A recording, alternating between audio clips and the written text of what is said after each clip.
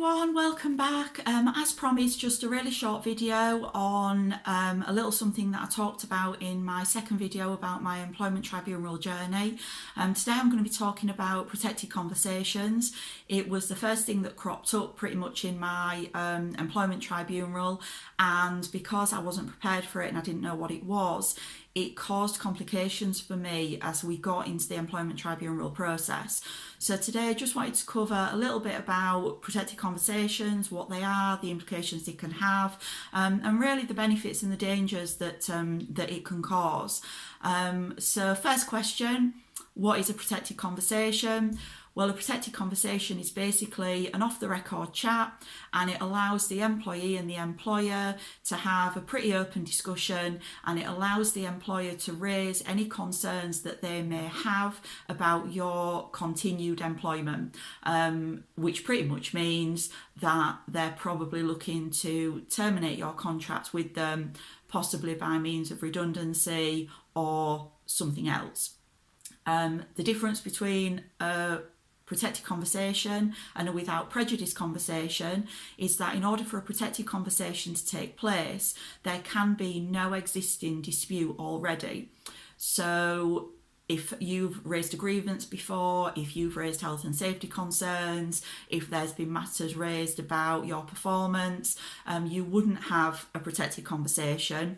If there was an existing dispute in play, it would then become a without prejudice conversation.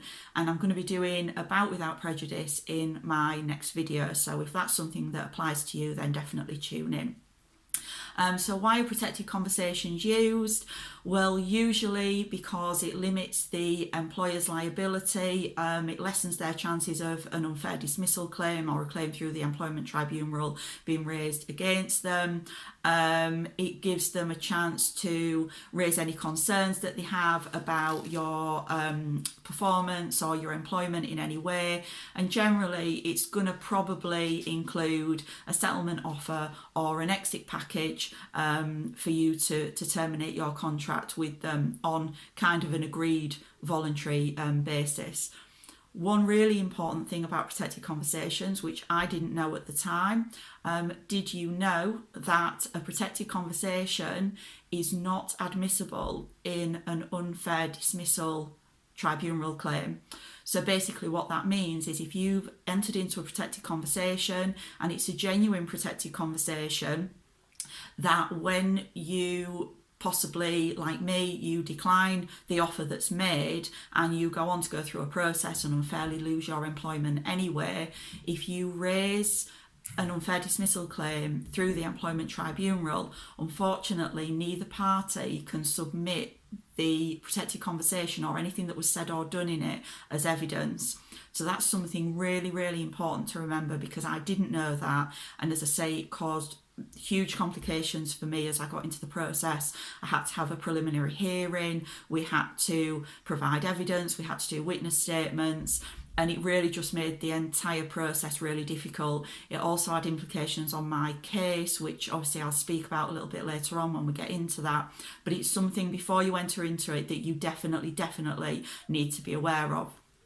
So when can a protected conversation take place? Well, there needs to be three elements present. So it needs to be a discussion regarding genuine concerns that your employer has about you or about the business or about your continued employment. A settlement offer or an exit package must be discussed or must be made during the conversation. And as we said before, a protected conversation cannot be held when there is an existing dispute. That would need to be a without prejudice conversation. So if there is an element of whistleblowing, breach of contract, say if you've raised any concerns with your employer or they with you before, then the protected conversation just wouldn't be valid because it wouldn't be worthy of the protection. What's the benefits of a protected conversation to an employer? Well, basically it allows them to orchestrate your really fast departure from the company without having to go through any formal process or procedure. They obviously know that there's less chance that the conversation can be used, so there's, a higher possibility that they will not be taken to an employment tribunal, and an unfair dismissal claim will not be raised against them. For the employee, sometimes it can be beneficial if you're looking to move on, or if for any reason you feel that the environment's not right for you anymore. So there's certainly no harm in entering into a protected conversation if it's right for you, but just to be aware of the potential dangers or risks that it may cause. So obviously, like me, I was called out of the blue. I had no idea that there was any talk of redundancy, the company struggling, because obviously due to the PCP, the part-time workers, including myself, had all been at home. So I was completely taken by surprise. Obviously, this puts the employee straight away at a disadvantage to the employer, because you're completely in their hands to guide you with what the conversation is and what implications it can have. All I was told was that it meant that myself and my employer could have an off-the-record chat. Protected conversation was a bit of a legal term, but it was what it was. And if I chose to do so, I could go and get some independent legal advice. Looking back now, mine wasn't a genuine protected conversation as far as I'm concerned. I was definitely at a disadvantage. And obviously another danger and another risk is, like we've just covered, because your hands are going to be tied if the conversation is genuine, because you're not going to be able to use it in an unfair dismissal claim as evidence, and there could be really vital things discussed that possibly your employer only discusses in that conversation because they're already aware that it can't be used. Next question, can an employee request a protected conversation with their employer? The answer to that is yes. What you would probably be better off doing is putting your concerns in writing initially, and once that's been accepted by your employer, ask them then if they would enter into a without prejudice conversation or discussion with you, because obviously then you've opened the dispute by sending the email. The benefit of this is that if your employer knows your concerns, they maybe know what remedy you're seeking at that point. The initial conversation that you have is probably going to be a lot more productive and beneficial to you than if you just catch your employer on the hop and just kind of turn up in their office or at their desk and say, I need to speak to you, I'm really not happy about this, I've got concerns about that, would you be prepared to do X, Y and Z? Because then again, they're going to say, well, obviously you're going to have to give me time, and chances are you're then going to have without prejudice communications, because it's not going to be resolved that day. You can just do that. You can catch them on the hop if you want, just as they can you. It really depends on your circumstances and the remedy that you're speaking about. Important things to consider if your employer approaches you about entering into a protected conversation. Number one, you're not legally obliged to enter into that conversation. You can decline. Number two, if they catch you by surprise, you are fully entitled to ask them for some time so that you can go away and you can research it. Number three, they're not legally obliged to allow you, but if you feel that you want a companion or a work colleague or somebody even external to accompany you, it would be good practice for your employer, even though they don't have to allow you to bring somebody along to that meeting as support, because obviously you don't know what's going to be said. Next, I would definitely say to ask your employer if you can record the conversation that you're having. So take your phone in and record it. Even if they say that they'll do it, that happened to me later down the line. Their recording apparently didn't turn out. You really have to put the onus on yourself and take the responsibility for recording it. And at the beginning of the recording, get them to agree that you have mutually agreed to record the call, because again, and we're going to get into that a little bit later, about covert recordings, and I had an issue with this and the problems that can cause. So if it's all above board and everybody knows what's happening, again, it can cause less complications should anything escalate to an employment tribunal later down the line. Ask how the minutes are going to be documented. So if they say you can't record it, ask if you can take your own personal minutes.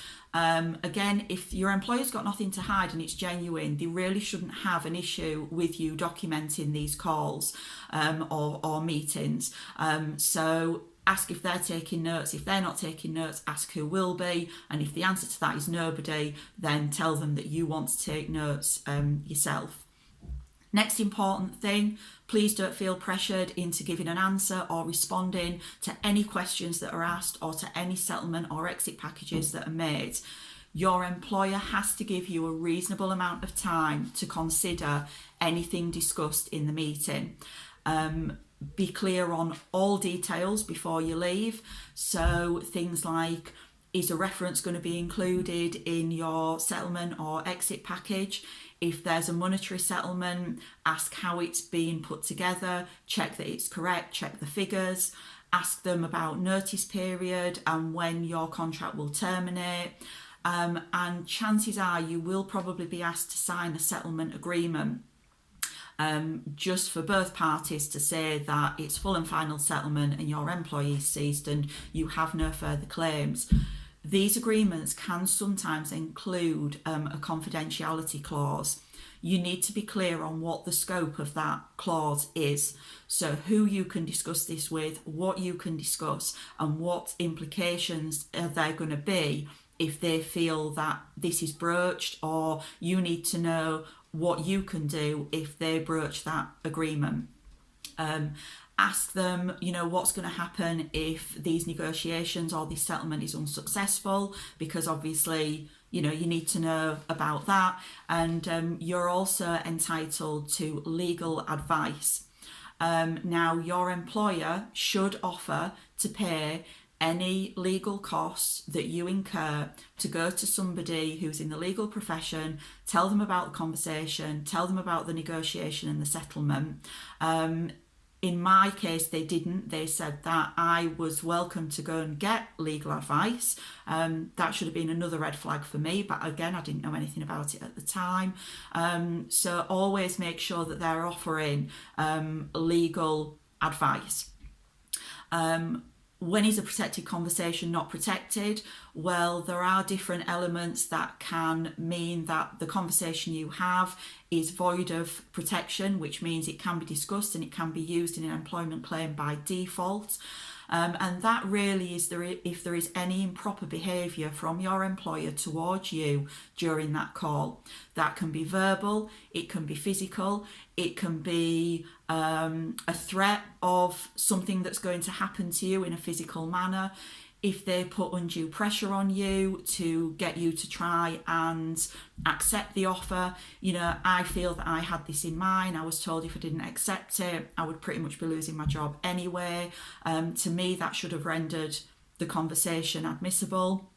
Unfortunately, there are no actual guidelines at the moment about what constitutes as improper behaviour. But basically it goes on your individual case. So if you have a protected conversation, you end up further down the line in an employment tribunal with your employer, don't just assume that the protected conversation was protected. Revisit it, look at it, and check the details. So what isn't improper behaviour is if your employer factually states what's going to happen, why it's going to happen. They're also allowed to tell you that, if you don't do this, then this potentially can happen. But it shouldn't really be put across as a foregone conclusion, because obviously at that point, everything should be impartial, everything should be neutral. Certainly, like in my case, no criteria, scoring, matrix, nothing should have been done at that point.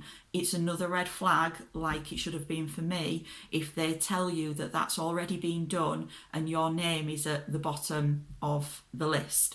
Now, obviously, if you do decide to agree to anything that your employer puts to you and you can negotiate with them and you're happy to negotiate and to exit the company, you are legally bound to get legal advice before you do that. So chances are that they're going to give you a settlement agreement to sign.